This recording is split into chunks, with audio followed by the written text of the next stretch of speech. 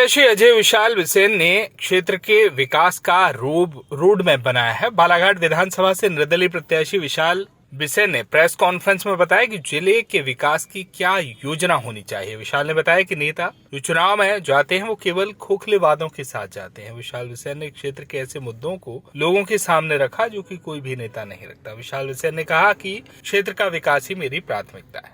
पूरे 39 बिंदुओं के घोषणा पत्र में पार्किंग का जिक्र नहीं है इसमें। शहर में जो पार्किंग समस्या है उसको एक्चुअली शहर में पार्किंग की समस्या जो शहर के अंदर है वो सड़कें चौड़ी नहीं है, इस कारण से।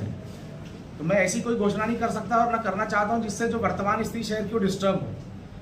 आप बोले किसी मार्केट में पार्किंग कराएं तो गुजरी में जो सुधार होगा तो गुजरी में तो वो व्यवस्था बराबर हम बनवाएंगे कि वहाँ पार्किंग हो सके। पर शहरी क्षेत्र में भैया पहले से ही शहर इन लोगों ने इतना डिस्टर्ब रखा है। जब शहर का विकास हो रहा था, यहाँ जो दो प्रत्याशी मेरे सामने मुख्य राजनीतिक दल के, वो दोनों ही प्रत्याशी अलग अलग पदों पर रहते हैं। इनके रहते में शहर का विकास हुआ, तब इन्होंने शहर में सड़की चौड़ी हो और लोग घर के बाहर कार पार्क कर सके और दो कार निकल सके, इस दिशा में काम नहीं किया।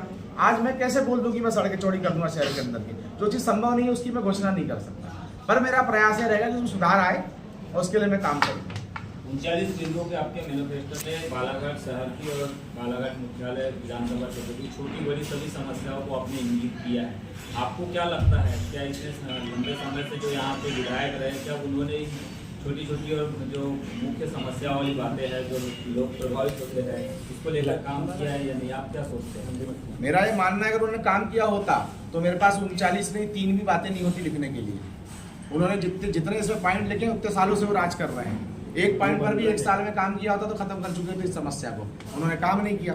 मेरा और काम करने वाले के लिए समय अगर मिले उसे तो काम करने वाले के लिए आसानी होती काम करने। मेरी मंशा काम करने की है, मैं काम करके दिखाऊंगा क्योंकि मैं निर्दलीय प्रत्याशी हूँ। जनता मुझे मेरे व्यक्तिगत और व्यक्तित्व और आप लोगों से प्रेम मिला है उस आधार पर चुनाव करेगी मेरा।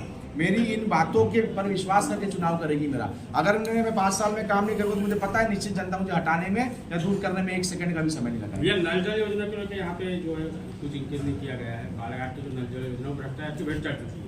दोनों टाइम पानी का जो वादा किया था सरकार ने, जो योजना आई थी परियोजना, वो कभी कभी एक टाइम पानी दे पा रहे। देखिए उसमें आपने नल पानी के अलावा सड़क पर का भी उल्लेख मैंने नहीं किया हूँ, बिजली का भी उल्लेख मैंने नहीं किया हूँ।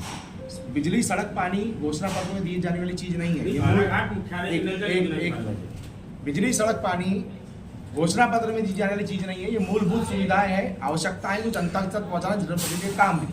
अब आपके सवाल पे आता हूँ, जो बंद पड़ी है जिनमें भ्रष्टाचार हुआ है उस पर पता करेंगे क्या स्थिति। मैं आज उस पर कुछ बोलने की स्थिति में नहीं हूँ। ये घोषणा पत्र की बात है और मूलभूत सुविधाओं को घोषणा में लिखने की जरूरत नहीं। वो जनप्रतिनिधि की जवाबदारी की वो पूरी हो सकती है।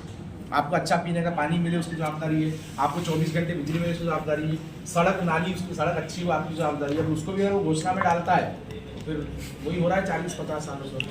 भैया कल जो घटना हुई कांग्रेस कार्यालय में उसको लेकर क्या कहेंगे? नहीं, मैं ज़्यादा कुछ नहीं कहना चाहता। मेरा कोई उससे कोई लेना देना मुझे कोई जानकारी नहीं जोड़ा जाए। ये हमारी प्रमुख मांग है, इसके लिए हम सतत संघर्ष करेंगे। रोजा गारंटी योजना साल में 300 दिन लागू हो, इसके लिए प्रयास करते रहेंगे। शहरी क्षेत्र में रोजा गारंटी लागू हो, इसके लिए भरसक प्रयास किया जाएगा क्योंकि शहरी क्षेत्र का मजदूर बहुत ज़्यादा पलायन भी करने लगा है बड़े शहरों में। तो ये भी एक बड़ा हमारे विषय गंभीर विषय है। साथ ही जो समर्थन मूल्य और किसानों को पैसा देने की बातें जो राष्ट्रीय पार्टियां कर रही है या अपने घोषणा पत्र में बता रही है कि हम इतना पैसा देंगे, हम उतना पैसा देंगे। हम इसका पुरजोर उस पर ये कहना चाहते हैं कि सरकार कैसे तय कर सकती है कि किसान को कितना समर्थन मूल्य, किसान का समर्थन मूल्य कितना होना चाहिए, किसान से पूछा जाना चाहिए पहली चीज़। दूसरा, प्रतिवर्ष जैसे मकान का किराया प्रतिवर्ष बढ़ता है वैसे ही किसानों के हित में भी प्रतिवर्ष जो है 5% कम से कम उनकी समर्थन मूल्य वृद्धि होनी चाहिए। इसके लिए काम करेंगे, हमने इसमें लिखा है। उसके बाद शहर की सबसे बड़ी समस्या जो हनुमान चौक पे हनुमान तालाब बनता है उसको प्राथमिकता के साथ उसका समाधान करना है। मैंने स्पष्ट लिखा है समाधान करना मेरे घोषणा पत्र में है। आप लोगों के सहयोग से, जनता के आशीर्वाद से विधायक बना तो बनने के बाद सबसे पहला काम कुछ शुरू होगा बालाघाट में हनुमान चौक की समस्या को खत्म करना। ये हमारी सबसे शहर की ज्वलंत समस्या है। हमने इसको हाईलाइट भी करके रखा है। बालाघाट नगर की सभी सड़कें, नालियाँ, सफाई व्यवस्था पर ध्यान देना कॉमन। एक चीज़ पे आता हूँ, लंबी नहीं लूँगा प्रेस कॉन्फ्रेंस, जल्दी खत्म करूँगा। बालाघाट नगर में मच्छरों की बड़ी समस्या है। कई लोगों ने मुझे शिकायत की भी है मच्छरदानी में बैठे खाना खाना पड़ता है बारिश वारिश के सीजन में। ये एक ज्वलन समस्या है। आप इससे तो कई बच्चे बीमार होते हैं, लोग बीमार होते हैं। इस पर कोई भी पार्टी या कोई भी नेता ने आज तक ध्यान देने का प्रयास नहीं किया। मैं आपसे वादा करता हूँ मेरे घोषणा पत्र में कि हम बालाघाट में मच्छरों की समस्या से समाधान कैसे हो, इस पर पुरजोर तरीके से काम करेंगे। ये एक समस्या है जिसको टेक्निकली और बायोलॉजिकली निपटाया जा सकता है, खत्म किया जा सकता है, पर उस दिशा में इसलिए नेताओं का ध्यान नहीं जाता कि वो बाड़ी बेलों से ही बाहर नहीं आ पाते हैं हमारे नेता।